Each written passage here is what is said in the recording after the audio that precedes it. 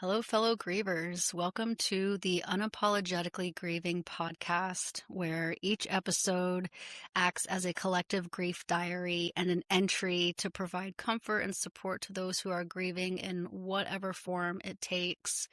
Whether you're new to grief, you have a lifetime of it, this podcast is intended to share other people's stories with the hope that it provides solace in your grief journey.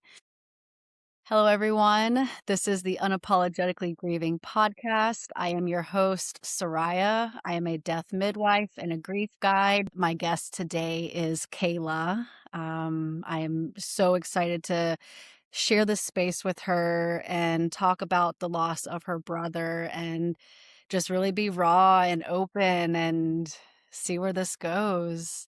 So, thank you, Kayla, for being here. Absolutely. Thank you for having me. Yeah, of Yeah. course.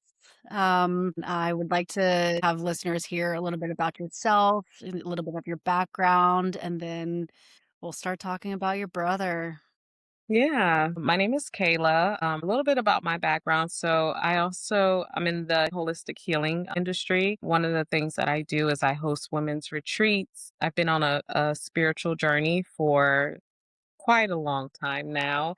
But it's ever unfolding and I've just dove into so many different healing modalities to not only help heal myself, but also the world in general. And so that's my passion, that's my purpose, and that's what lights me up.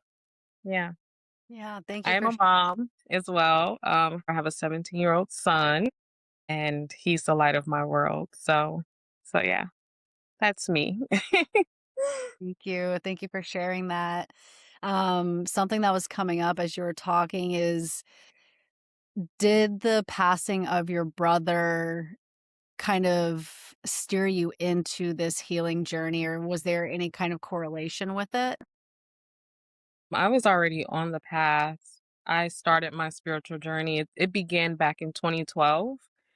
My brother was also on a spiritual journey as well. And so him and I connected in that way. He passed 2 years ago. So yeah, I was already on the journey at around his passing. Yeah. Yeah, what was your brother's name? Khalid. Lid. Oh. Yeah. Some people may pronounce it Khalid, but we always called him Khalid. Yeah. Yeah, so tell us a little bit about your bond, that brother-sister bond, and how your healing journeys may have paralleled with each other. Yeah. So he was my younger brother. He was about 8 years younger than me. But so obviously, like, I was on my healing journey a little bit before him. He ended up having a near death experience, and I did too, actually. We both did. Um I believe mine's no, I think his happened before I had mine because he was 12 years old when his happened. He had actually caught meningitis. He was born with sickle cell, which is a blood disease, and so when he caught meningitis, it basically shut down all of his organs. So um, yeah, he experienced a near death experience at 12. I experienced mine around 2012. It obviously led me to on a healing journey, spiritual journey. He and I both connected in that way. Like, he would always come to me for like advice or like, what do I think about these different signs that, had that he was, receiving from his guides. We talked about many different topics about like esoteric stuff. I mean, healing, angel numbers, you name it. Like, I think I would say I was kinda like his go-to for, like, spiritual guidance in a sense. Yeah, Mhm. yeah. I love that. That to have that bond and to just be able to experience that with a sibling is huge. It's so Absolutely. and so when he was 12, he had his near-death experience. How did that affect you? Like, what was happening with that? So, it's interesting because My mom was out of town that day, so I picked him up from school that day. And he started running a really high fever. Just everything was happening so fast. His fever went from like 90, 95 or something like that and shot all the way up to like 104 within 30 minutes. And so I freaked out, obviously. And the first thing I thought was, let me get him in the car and get him to the hospital. At that time, believe it or not, he was actually bigger than me.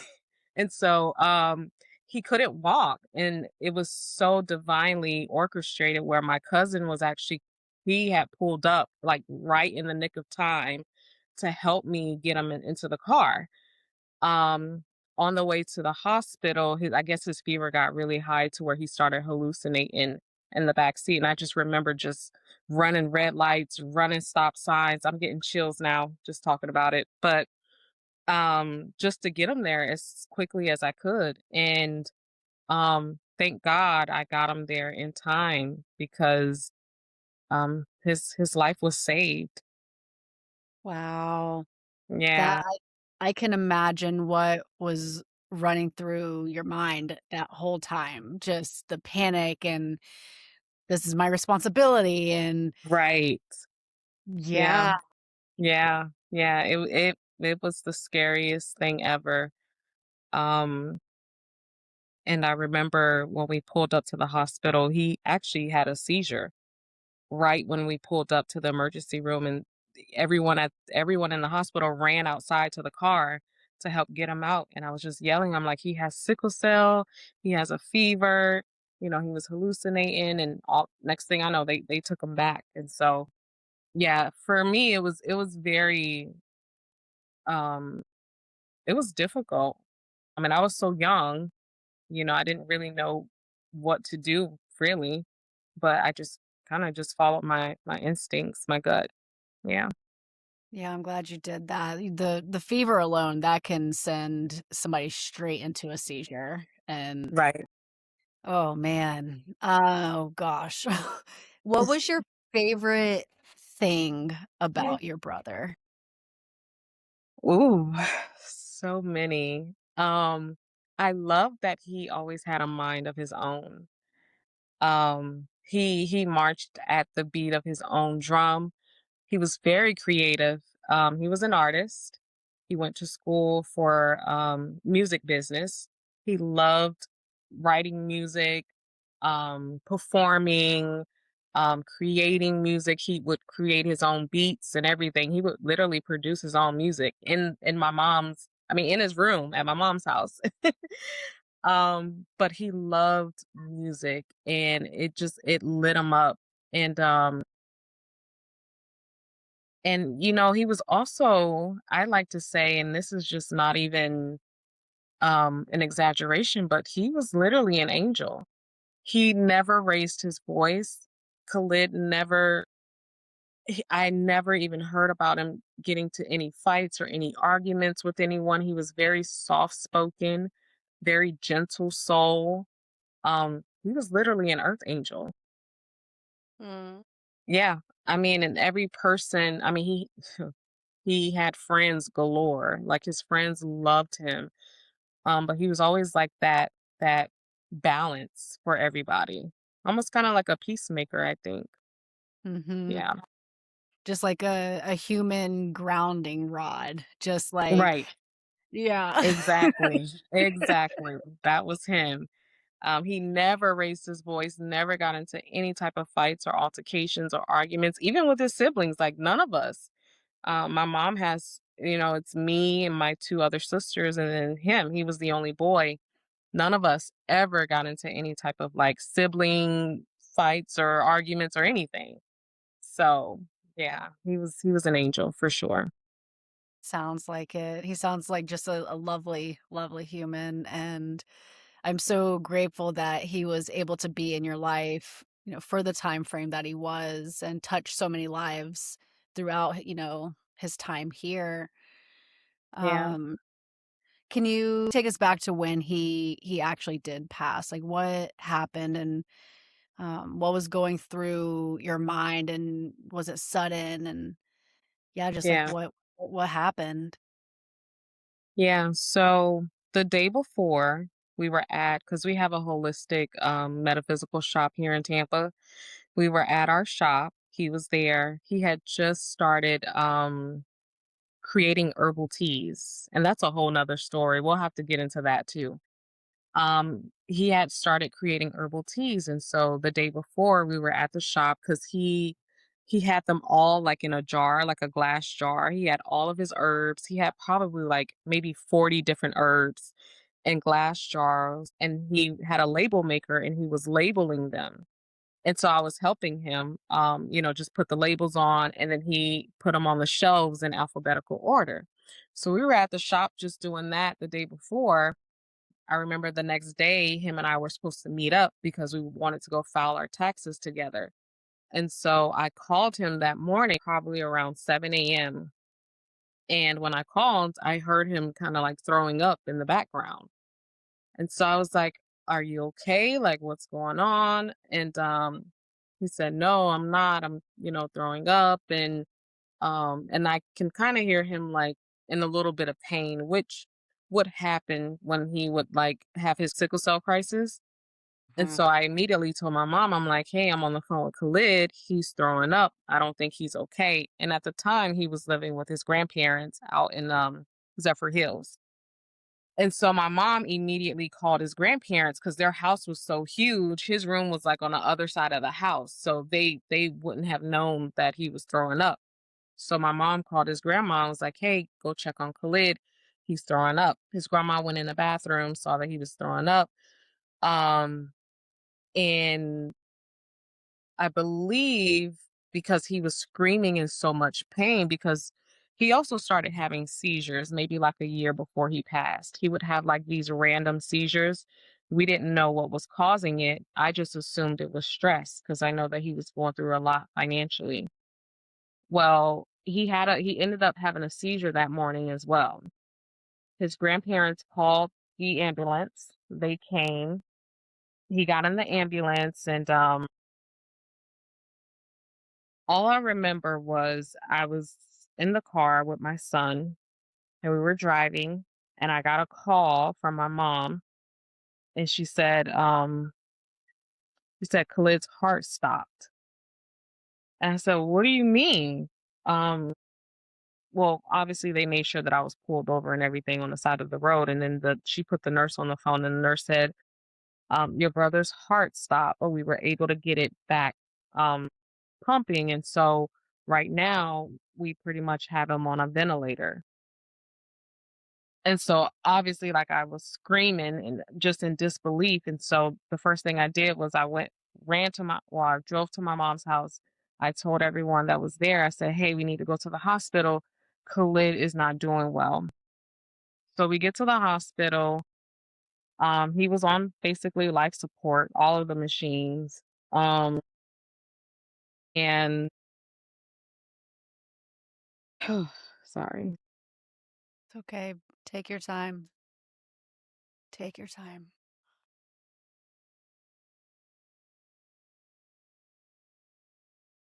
So we get to the hospital and we saw him on the machines. And again, in my mind, I'm thinking, "Oh, this is just another one of those episodes like when he had meningitis." I saw it before where he was on life support and he was on all of the machines and he bounced back from it. So in my mind, I'm like, "Oh, this is just another thing that he's just gonna bounce back from, right?" So end up we ended up staying at the hospital that night. I remember sleeping in the car with my partner. We decided we were gonna sleep in the car. We didn't wanna go home. And, the next morning we woke up and they were trying to, they were saying that, things I think that they were just trying to make us comfortable or make us feel better by saying like, "Oh, he's improving a little bit, but not really much." Well, that day we actually decided we were gonna go home, take a shower, and then come back because we hadn't taken a shower. So we leave to go take a shower that evening. We didn't even make it home, actually. We left from the hospital. We got a call and said his heart stopped again. So we rushed back to the hospital. And at this point, he started coding just back to back to back. And they would do CPR and then they would bring him back. He coded, I want to say at least 8 times. He coded at least 8 times. And I remember the seventh time before the last code, my mom, because she was just so exhausted from just crying and everything, she said that she wanted to go downstairs to take a nap really quick. So she goes downstairs, she closes her eyes for a little bit, take a nap. She comes back upstairs and she looks me in my eye and she tells me, she says, Kayla, he's gone.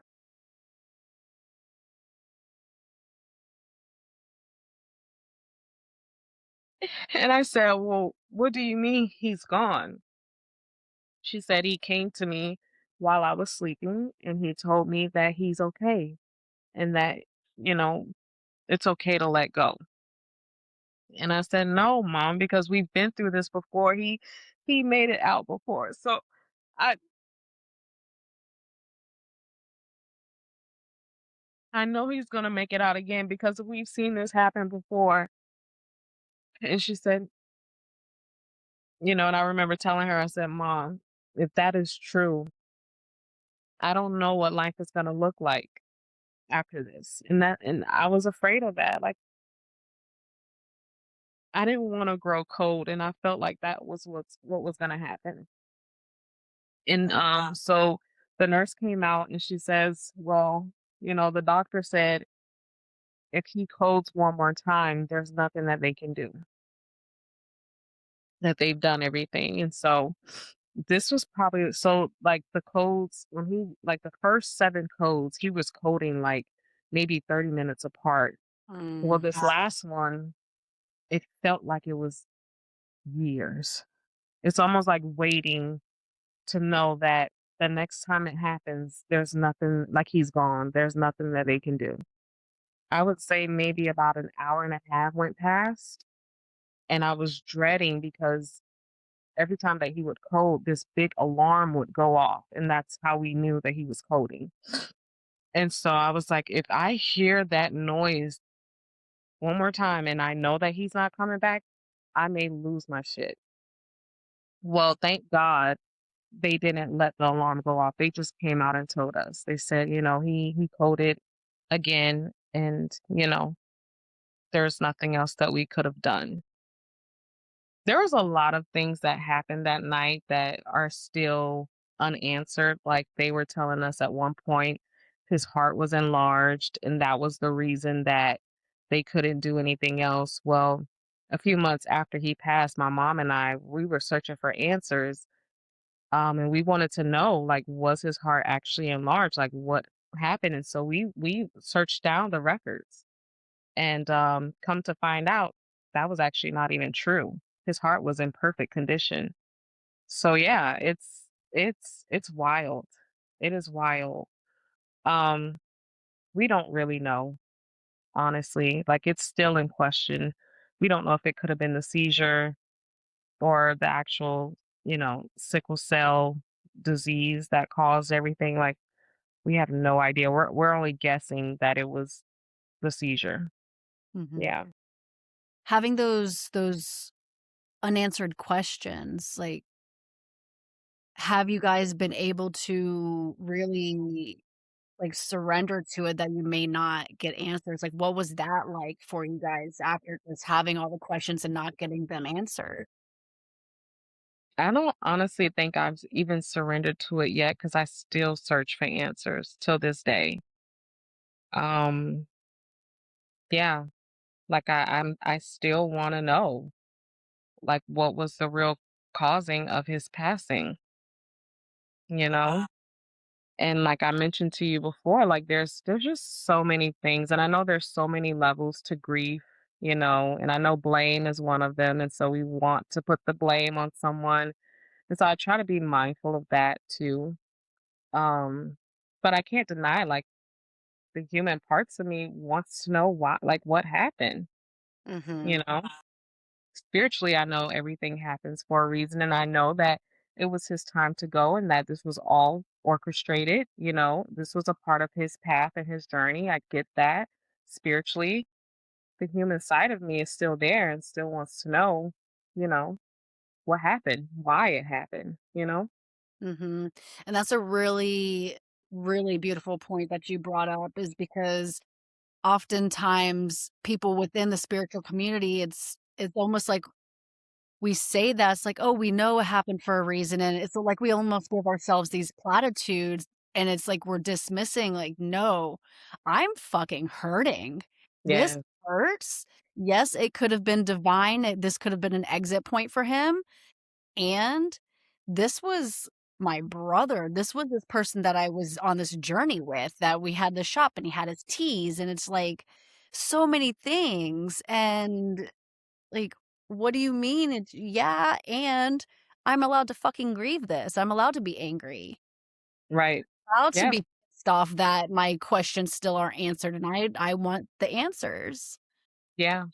We even tried to go the route of like getting a lawyer involved to really like get answers, and because there were just there was a lot of things that just were not handled properly. We also, because another thing too, my mom's a nurse. She's been an ICU nurse for over 20 years. So she understands the process, and she even said it herself, like she knew he was gone when she got to the hospital, like a mother knows, and she knows the signs of when a patient has crossed over. However, the point that I was making is that, as my mom was looking through his medical records and just everything that led up to that point, from what we found out and from what my mom knows as a nurse with all of her knowledge in that, he was actually already pretty much gone before he even got to the hospital Real based on the medical records. Oh yeah. When he was in the ambulance, he was already gone. okay.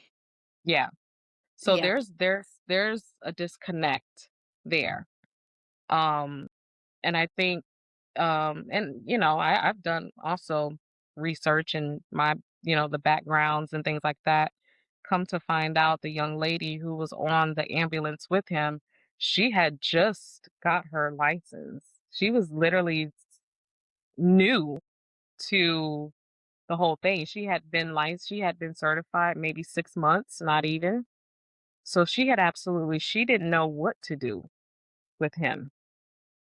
Yeah, she didn't. And then in the records, she wrote that she couldn't get like things done like his I don't know, she was saying things like couldn't get his blood pressure or things like that, like his vitals and things because he was combative.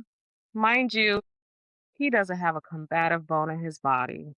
Never. He would never. Maybe if he was probably in pain and Mhm. maybe like trying to find comfort, but combative, that's not who he is. No one has ever known Khalid to be combative or hostile or anything. But if anyone has experienced sickle cell and knows that pain, it's unbearable. It is Mhm. unbearable. And so, yeah, maybe he was probably in pain and moving around trying to find comfort, but not combative. And I just think her lack of experience and knowledge was probably the thing that couldn't save him. Because I think that if someone that may have had more experience than she had, and she was a young girl too, and not saying that young people don't have the knowledge and wisdom. However, I feel like if it was someone that was more experienced, um, I think it probably would have turned out a little bit different. Yeah. Yeah, she was probably like a 20-year-old girl, just got her certification. And mind you, he was bigger than me. So, I believe she should have had help with her. And come to find out she was the only one on the ambulance with him in the back of the truck.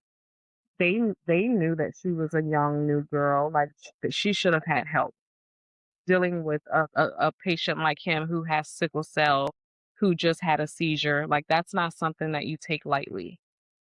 And I just felt like it wasn't taken as serious. Yeah. I'm really sorry that that is also running in the background of what really happened to my brother, and the healthcare system, we know it's so fucking broken. Yeah. Oh, I yeah. also I am also a nurse, I have ICU background, and it's fucking broke. Mhm. Yeah, so you know. I do And know. my mom, yeah, my mom, she's just it's really, stability, but she doesn't even feel aligned to it. She hasn't felt aligned in years, and that's why we open up the holistic wellness shop because that's her true passion. That's what she loves doing. But, the money, it helps create stability. But you're right, it's broken Yeah. for sure. Um, man, in your form, you filled out that you wanted to blame his ex-girlfriend. How does she play a part in this? And why was there blame wanting to be, projected to her? Yeah.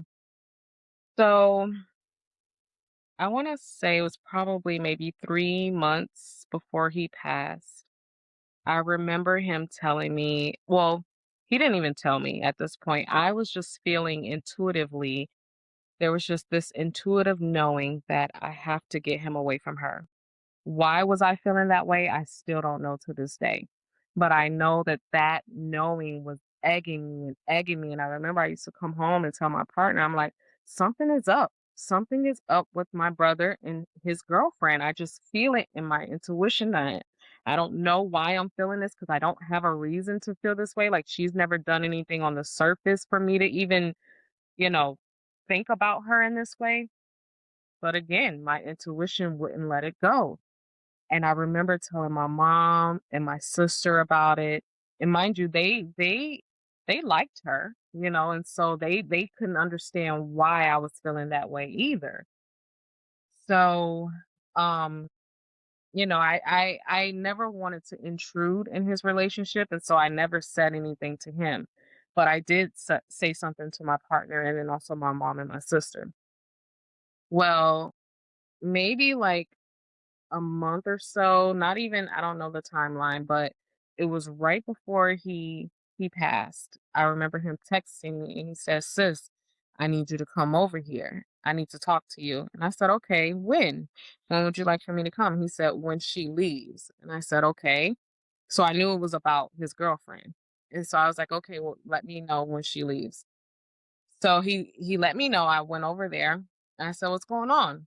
And he said, "I have to get out of this relationship." And I said, "What's going on?" And he said, "I feel stuck.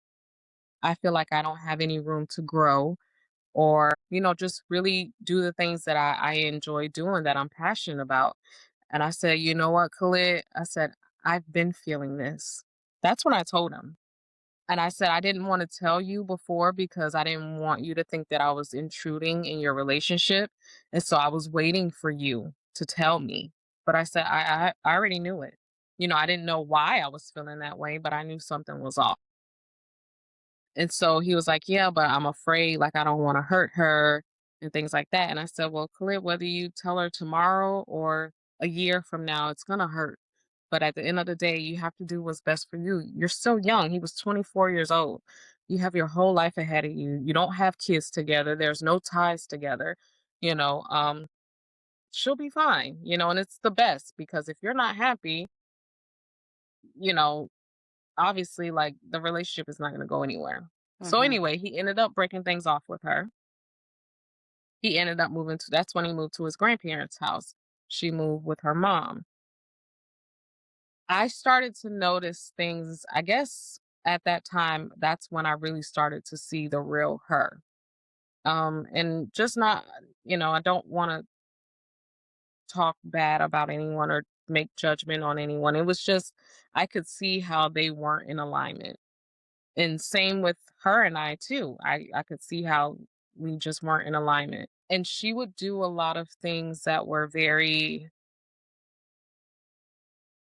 it just wasn't from a place of love. It was from a place of control. And I remember after he passed, there was one thing that really stood out to me because we were going through his phone and I saw messages between them. between him and his girlfriend at the time. I saw a message where she sent him a picture of these gummies. I believe they were gummies, but they were called death. And so I'm like, why would she want him? And it was almost like she was asking him to take these gummies. Like, do you want to partake in these? And I can't even remember exactly what the message said, but in my mind, I'm like, why would you want your partner to take gummies or whatever they were? I don't know what they were. I'm assuming they were gummies labeled as death. It didn't sit well with my spirit. And then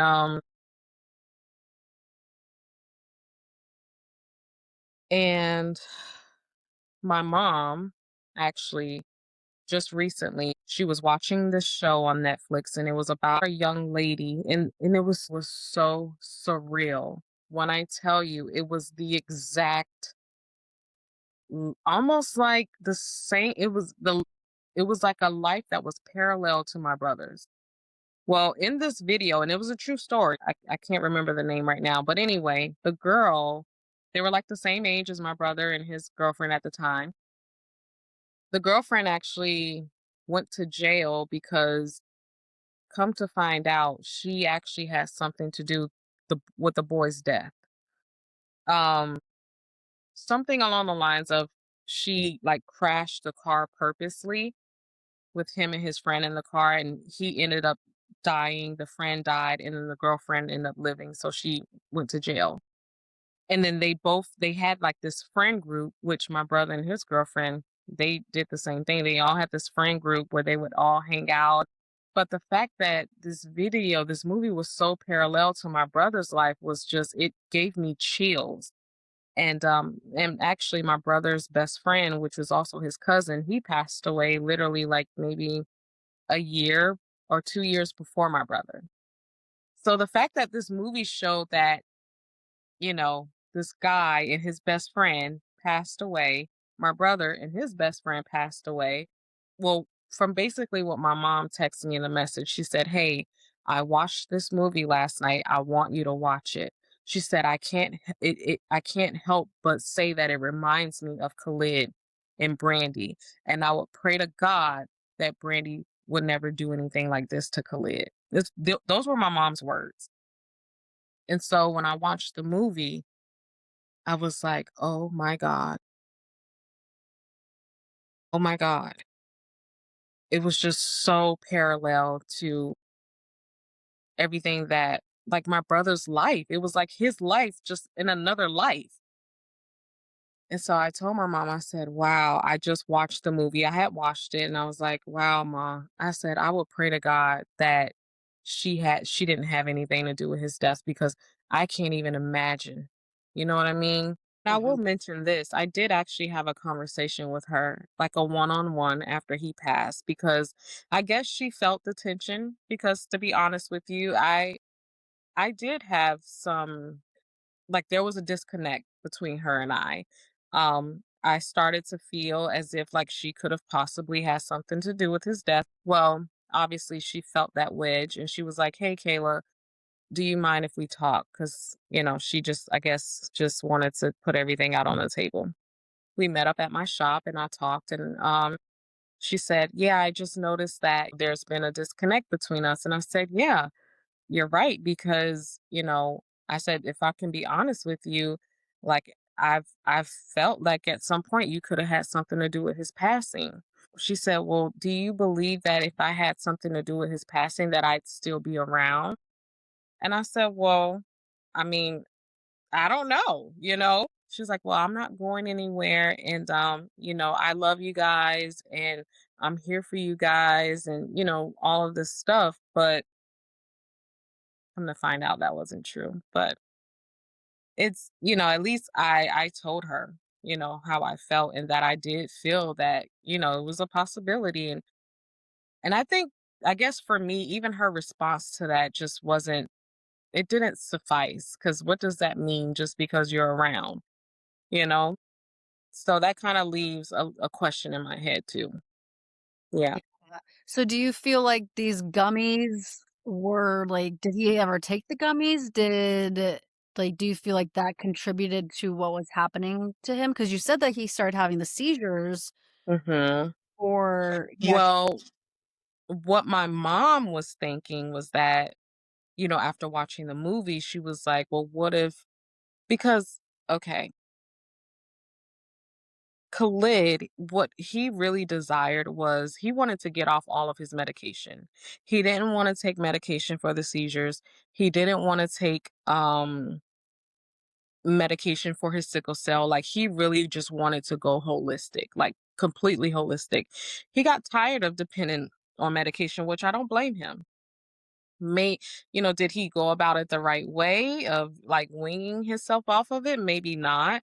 But I do recall him, like, he had a lot of herbs, he had a lot of like vitamins and things like that that he would take every day. Well, from what my mom was saying, she said, do you feel like she could have coerced him into stop taking his medication?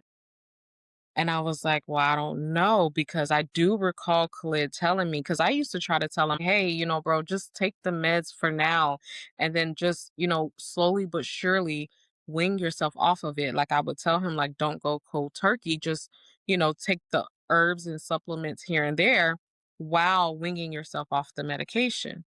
But what I do know for a fact is she did try to control a lot of things in his life. Not even try, she did. Mhm, And I know that he did a lot of things to please her, mhm. to keep her happy. And so could it be possible? Yeah, it could be possible, but I can't say that for sure. Yeah. Did you since his passing and, moving through this of, when you mentioned we want to blame someone or something, did you was there anything that helped you move from who's at fault to how do I live with this? Mm,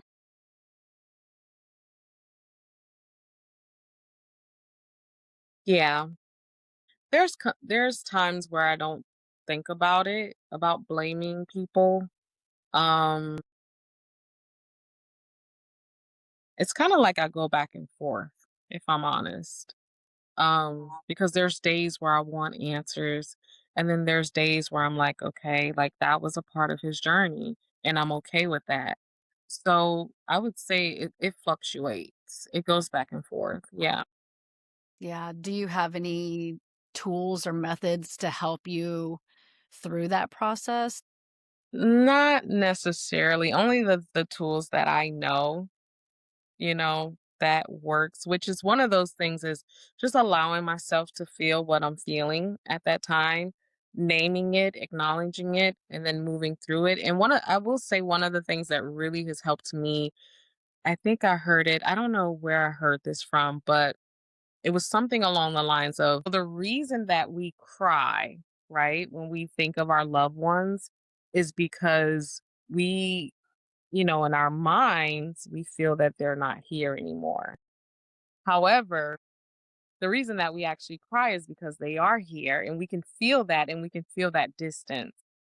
And so I keep that in mind, like when I start to have these big feelings and I'm thinking about him and I'm in the grief, I realize and I remind myself, okay, he's here. And that's why I'm feeling, because we feel it as a loss, but it's not really a loss. It's just that they're there and we can feel the distance. And Mhm. so, I keep that in mind, and that helps me work through the grief. And when I do feel it, I talk to him and I let him know, like, I know you're here. Um, Thank you for, comforting me. And I talk to him and I tell him like the things that are going on in my life as if he was here. And then once I let that out, like I'm good. Like I feel like I've released, at least a little bit. But that's pretty much what I do, like, right now. I spend a lot of time in nature because there's a river actually that he loved to go to, and I go to that river when I'm thinking about him, and he sends me so many signs. I mean, feathers, butterflies, I mean, you name it, images in the sky. So we are deeply, deeply connected in that way. And I know when he's there. And that makes me feel good. So Yeah. Yeah, and then also we have these angel numbers that only I knew about these numbers. It's because he had a number that his best friend they shared. It was a special number between them two. And after his best friend passed, he started seeing that number all the time. My brother, he was like, "Oh my God, I seen 1017." So he knew that that was Gerard. So Soraya, I kid you not, maybe about 5, 6 months ago, I started seeing that number every day, repeatedly. And so I know it's him. Mm. And only I know about that number. Like no one else knows about it. And so it's beautiful the way he shows up. Yeah, it reminds me that, although he's not here physically, Mhm. spiritually he's around. Yeah. Yeah, that's the beauty of the mystery of death, because we don't Yeah. die. It's, No, literally could literally be right here in this little sliver of a dimension wherever you're like exactly. Yeah. Exactly. Yeah. Yeah. What were the hardest, most painful parts of your grief that most people don't see or never really understood, after his passing? After he passed, it took me about 3 to 4 months to actually cry. And that was very shocking to me because I almost thought something was wrong with me. I remember actually being in the hospital that day and the whole family was crying. Everyone was crying except for me. Um, and I remember I heard God's voice that night saying that I give you peace that surpasses your understanding. And at the time I didn't know what that meant, but now I realize that God had given me that peace because that I needed to be that strong one for everyone else. I mean, my mom, I literally I held her the entire time. The entire time. I didn't let her out of my sight. I walked her through breathing because she couldn't catch her breath and she was having chest pains. I had to be strong for her first and foremost. And so,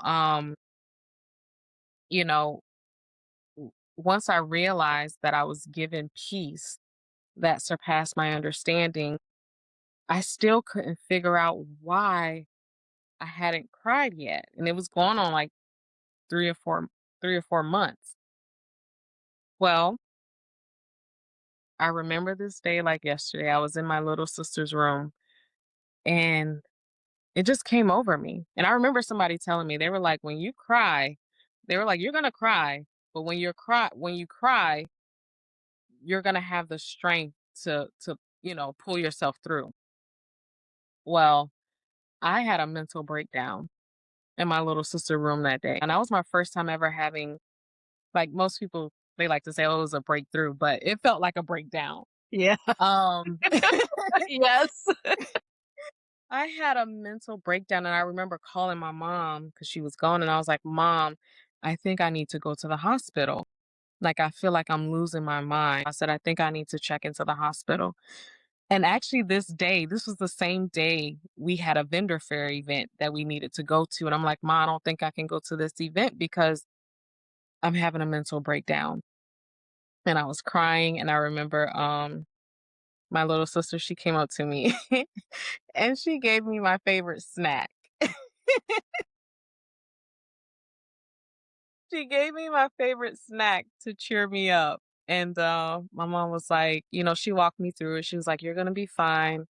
We're going to get through this. You've been strong for everybody else. This is your time. Like, it's time for us to hold you and you're going to be okay. And so everyone comforted me. Like, everyone came in my sister's room and everyone comforted me and hugged me. And we actually end up still going to the vendor fair that day. And it was amazing. So, yeah, I guess that was really surprising to me that it took me that long to cry. I was just like waiting for. I was like, well, when is it gonna happen? Like, and I was almost kind of like afraid, like, am I gonna go crazy or like what's gonna happen? So yeah, but it took me that long, and I don't know if like that's normal, but Yeah. Mhm. It's Yeah. actually really common and normal, there's a fine line, but it is really common for people to it's a shock to the system, and Mhm. it's like we're feeling, but we can't force the tears. They're when it's ready, they will flow, and it will feel like everything in your world has actually cracked and shattered, and the tears may not stop. The tears may happen for hours, and your Yeah. face is gonna be raw, and your eyes are gonna be puffy, and that's your experience is so beautiful to have that support system for you to be the rock and be like, "I got us," to have that message come through God every time you kept saying, like, you were the strong one, that you were instilled with peace, my whole body just every time I say it, whatever it is, like, covered in goosebumps. It was the truth. It was the truth. It was the honest God truth. I heard it as clear as day. God said, I have given you peace that surpasses your understanding. And I didn't know what that meant at the time. I didn't know what that meant. And yeah, sure enough, a few months later, I finally found out. But yeah, I was like, wow, wow. I mean, in Soraya, it was a piece that, and I can even see it in my pictures too. When I go to look back at my pictures, during that time, I had this glow about me that I know it wasn't mine. Like it, God's force was literally working through me. It was working through me, and I there was this peace, Soraya, that I don't know that many people get to experience. You cannot even put it into words. It Mhm. was almost like I can't, there's no words for it. It was just pure peace. There was no there was no happiness, there was no sadness, there was no anger, there was no, I mean, it was just neutral, Mhm. if that makes sense. It does, yeah. I've had that experience in other situations, and Mhm. but to have that blanket of peace wash over you, and you're just like, "Okay," and then you start questioning, "Am I broken? Like, am I doing this grief thing wrong? Like, my Right. one of my most favorite people just died, but I can't even crack a tear, but I'm good. Like, I feel good." And then Yes. people look at you like you're crazy because you're like, "I'm good." And they're Yeah. like, "But are you?" Right. And honestly, it if I'm honest, it scared me. The Mhm. peace scared me. I was like, I couldn't understand it. And it felt so unfamiliar. I had never felt peace in that way before in my entire life. Never. Yeah. So it's real. God's peace is real. I will say that. Yeah. Yeah, literally talk about the ultimate support system. You Yes. literally had God's living essence, like, magnified inside of you, Yes. Yes. Absolutely. like, Absolutely. down and around and, everywhere. You just I like and I remember even looking in the mirror, I'm like, "I'm glowing." Like, it was the weirdest thing ever. I had never No, I will say, like, because I remember, like, earlier in my spiritual journey too, like, I had this glow to me too then, and I was working through some really heavy stuff during that time too, but yeah, I mean, it's real. It is real. Yeah, that's all I'm gonna say about that. What what were some things that people did or said to you that actually really helped you through after the passing and the weeks, the months, the years? How did people really show up for you? Or did they show up for you actually? Like Yeah. I mean, I feel like in the initial beginning, like during the funeral and things like that, everyone is there, but that dies off pretty quickly. But I actually was very fortunate to have these group of friends. We actually created like a spiritual kind of like women group. It was like maybe 5 or 6 of us during that time. where we would just like bounce out ideas off of each other. I know at one point we wanted to do like this big event with one another. And it was full of like very powerful women who had, you know, different offerings, different gifts and things like that that they could offer to each other. And so, and we would have like these monthly meetups and things like that. So I think just being a part of that group really helped me get through a lot. And some of those girls I'm still connected with to this day, which is really beautiful. But I will tell you, as far as words, because I guess that's when I really realized that, people saying things like, oh, he's always there with you, or, um, you know, yeah, like he's still here, or, things like that. Those those type of word, or like, "I'm sorry for your loss," or "My condolences," they didn't really do anything for me, honestly. It's like, that's like, it doesn't even skim the surface, you know? And it got to a point where it almost kinda became a little annoying when people Mhm. would say that. Like, "What?" You know? So, those type of words, they weren't really helpful, honestly. And so I've learned, like, if someone's close to me have experienced the passing or things like that, I don't even say that, because I know what it feels like to have someone say that to you and you're moving through something really heavy. There's just no words, honestly. There's no words. Really, just your presence is enough. You know what I mean? Or just a quick check-in or something like that. But yeah, the words like that, they don't hold any weight, Yeah. unfortunately. A Yeah. lot of people, it's just kind of like the thing we were taught to say, and it's like it's so robotic and sterile, and it's like, "Do you even Yeah. mean it?" Right. Like Right. It's almost like they're just saying it just to have something to say, and no, it's from my experience, it became very annoying. Yeah. It's just one of those things you don't wanna hear during that time. Yeah, yeah, Yeah. it yeah. I Yeah. I empathize with you, it's just like, "Shut Yeah. up." Like, "Don't even say anything." Like, "Stop." Right. Exactly.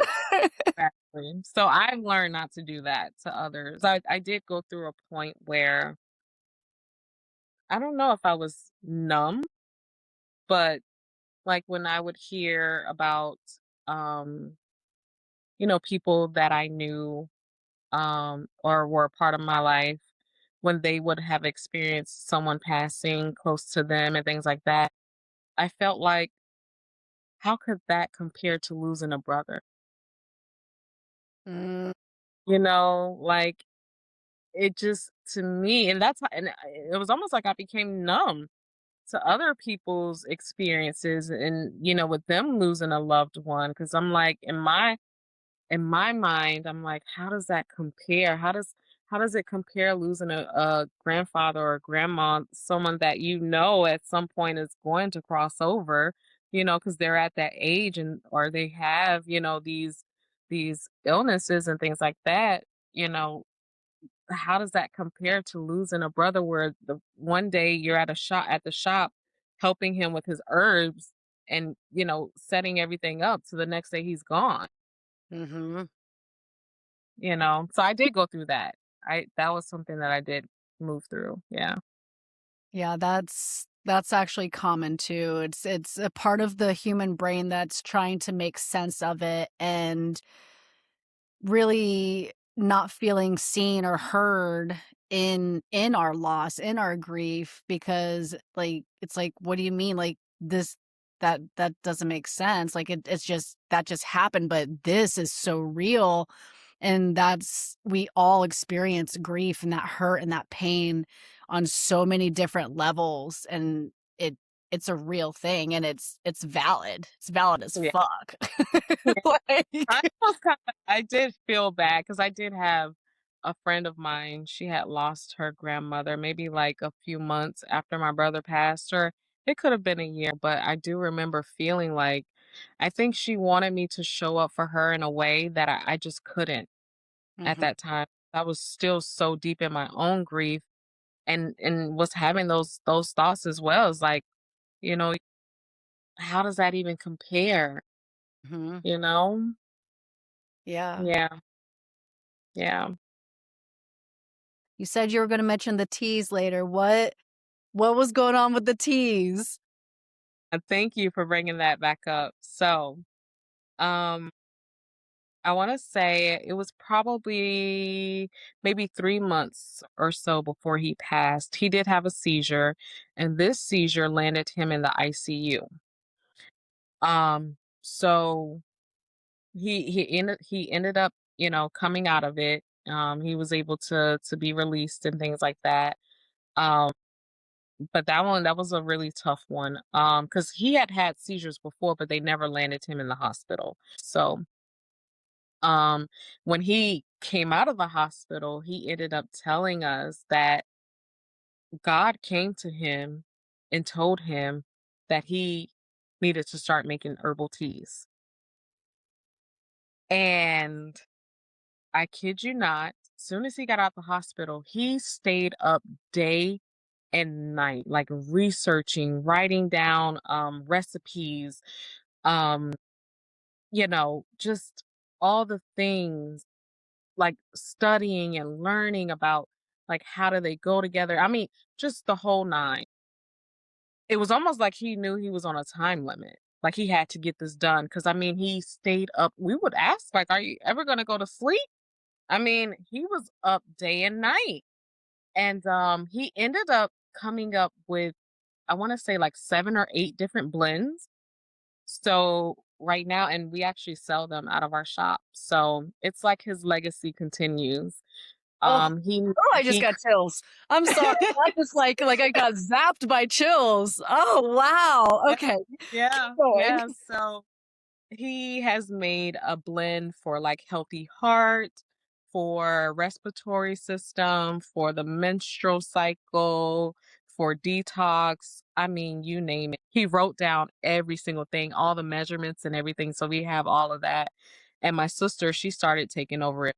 She makes his blend. And so I remember telling my mom, I'm like, something is different about Khalid. He actually had a glow to him that nobody could put their finger on. And I'm like, well, maybe because he just got out that relationship and now he's actually, doing the things that he actually really wants to do. Like he's been called to this thing. And so like God is really just using him. And so I was telling my mom, like we all were seeing it. We were like, it's something different about Khalid. Like when I tell you, Soraya, that was the healthiest, highest version we had ever seen him in his entire life. And so it was really a shock to us, his passing, because I mean, he was the healthiest he had ever been in his entire life. He had this glow about him. He was so energized. He was so pumped and motivated and passionate. I mean, he even started selling his teas. Like the women that would come to our shop and our retreats and stuff, they were buying his teas.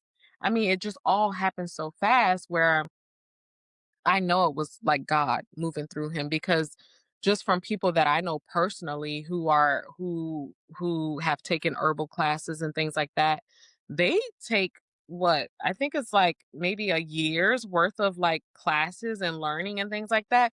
He learned this less than 2 to 3 months. Okay. This is how you know this was God's work. God was literally moving through him. He came up with 7 or 8 different blends within 2 months time frame. Like that's God. Wow. Yeah. That is really just something, like, just left like you said, left his legacy. It's just like this last little gift that gets to continue to live on. And when you said he had 7 or 8 blends, for whatever reason, the chakra system, like, popped in my mind. So I don't know if that Ooh, has any correlation or anything, but sure. I'm sure it does. yeah, Yeah. wow. That's a good point too. Might have to do something with that, with the chakras. Yeah, Yeah. feel into it, see how Mhm. they go together, but Absolutely. if you could give people any advice on losing a sibling, grief in general, what would you tell them? Uh, that's a really good question. I would say the first thing that comes to my heart is give yourself grace. Give yourself grace. Um, enjoy every moment that you can with them. Just be aware of the signs, stay curious, get into their world, you know, ask them what's going on, what's new, how can I help, how can I be of support? Because that's the type of relationship that he and I had. Um, and there's not a thing that I regret, because you have people where they're like, I should have did more of this or I should have did more of that. I should have been there. I can't say that with him because him and I, we were like this. We were like two peas in a pod. And so I don't have any regrets because I know I loved him to life. I loved him to life. And that would be my advice. Love everyone in your life to life. Don't love them to death. Love them to life. Speak life over them. Speak life into them. Pour into them. So that way, when they do leave, because everyone has their time to go, there'll be no regrets. That's really beautiful. I could just feel the softness and all of that. I'm just like, that was such good advice. Thank you. You're Yeah, welcome. I appreciate this. Yeah, me too. Like, and I love how you said, because a lot of people say, what comes to mind, but you said what comes to my heart. And I think that is so huge and just speaks volumes on the kind of person you are and the healing work that you've done and you continue to do. It's, Yeah, it's remarkable. And I'm grateful to share this space with you and just learn about Khalid and just feel his essence too, because a lot of times when I do these, I feel people's essences, and it's just yeah, like, "Oh, man." yeah, yeah. Thank you so much for tuning in. If today's conversation resonated with you, I'd love to hear from you, so please leave a comment and let me know which part spoke to your heart. And if you enjoyed this episode, please like, subscribe, and share it with someone who may need it. Your support helps these conversations reach more people navigating grief, and it's really appreciated.